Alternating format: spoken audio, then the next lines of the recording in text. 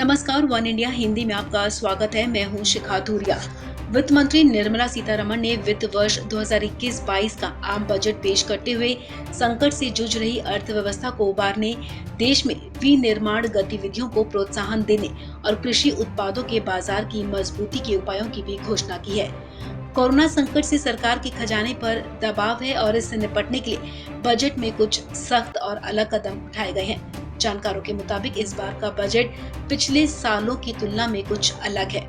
भले ही इस बार के बजट में आम आदमी पर किसी तरह के टैक्स का बोझ नहीं डाला गया, लेकिन कुछ ऐसे फैसले लिए गए हैं जिसमें आम आदमी की जेब पर असर जरूर पड़ेगा। बजट में सूती, रेशम, मक्का छिलका, चुनिंदा रत्नों और आभूषण वाहनों के विशिष्ट कलपुर्जों, स्क्रू और नट पर सीमा शुल्क बढ़ाया गया है। इलेक्ट्रॉनिक सेक्टर में मूल्यवर्धन को बढ़ावा देने के लिए printed circuit board, assembly, wire और केबल, सोलर इन्वर्टर और सोलर लैंप पर भी सीमा शुल्क बढ़ा दी गई है।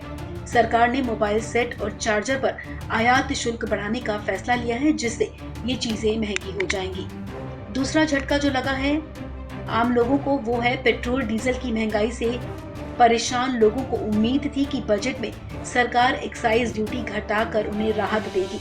उम्मीद के मुताबिक एक्साइज ड्यूटी घटाई भी गई, लेकिन दाम फिर भी कम नहीं हुए, क्योंकि घटे उत्पाद शुल्क की जगह सेस आ गया। आपको बता दें, पेट्रोल पर 2.5 रुपए प्रति लीटर कृषि सेस और डीजल पर 4 रुपए प्रति लीटर कृषि सेस लगाया गया है।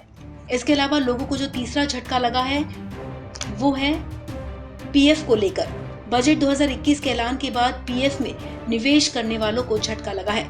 केंद्रीय वित्त मंत्री निर्मला सीतारमण ने घोषणा की है कि अब एक वित्त वर्ष में केवल 2.5 लाख रुपए तक का निवेश करने पर ही टैक्स में छूट का लाभ मिलेगा।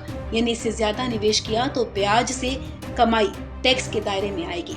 चौथा झटका, बजट में जीवन बीमा निगम के आईपीओ समेत सार्वजनिक उपक्रमों के शेयरों की बिक्री और निजीकरण के जरिए अगले वित्त वर्ष में 1,75,000 करोड़ रुपए जुटाने का लक्ष्य रखा गया है। इसके अलावा 2 सरकारी बैंकों को बेचने का ऐलान किया गया है।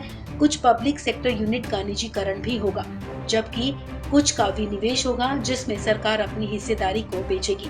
आपको बता दें, एयर इंडिया और बीपीसीएल की पूरी हिस्सेदारी बेचने का प्लान किया गया है। पांचवा झटका, एक जनरल इंश्योरेंस कंपनी को बेचने का ऐलान किया गया है। इसके अलावा इंश्योरेंस सेक्टर में विदेशी निवेश की सीमा को 49% से बढ़ाकर 74% कर दिया गया है। इससे विदेशी कंपनियों का भारत में वर्चस्व बढ़ेगा। वहीं बजट में आयकर के पुनः आकलन के लिए समय सीमा को घटाकर 3 साल कर दिया गया है। कुल मिलाकर वित्त मंत्री के 1 घंटे 48 मिनट के लंबे बजट भाषण को अगर समझें तो अर्थव्यवस्था को बचाने के लिए संसाधनों को बेचने वाली नीति अपनानी होगी।